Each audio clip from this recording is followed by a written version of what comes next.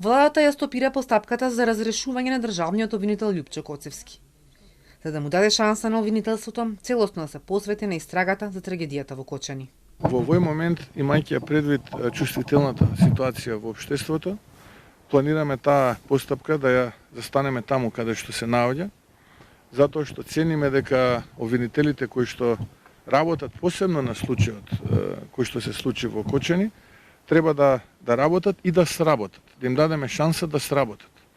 Јас кога кажав дека сме задоволни, впрочем можев да видам дека постои една заедничка акција и работа помеѓу Министерството за внатрешни работи и јавното обвинителство, кое што резултираше со 34 обезбедени лица кои што имаат и најмал сомнеш за поврзаност со овој случај, но ќе повторам, тука нема да застанеме, случајот ќе се проширува.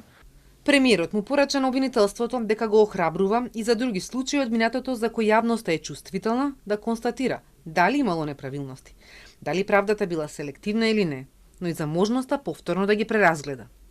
Постапката за смена на државниот обвинител сега е пред Советот на јавни обвинители, каде утре членовите на Советот треба да одлучуваат какво мислење ќе дадат за владиниот предлог за разрешување на Коцевски, позитивно или негативно.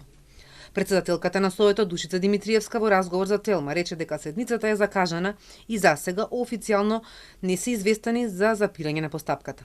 Не сакаше да коментира дали ако не добија допис од владата седницата ќе се одржи или не.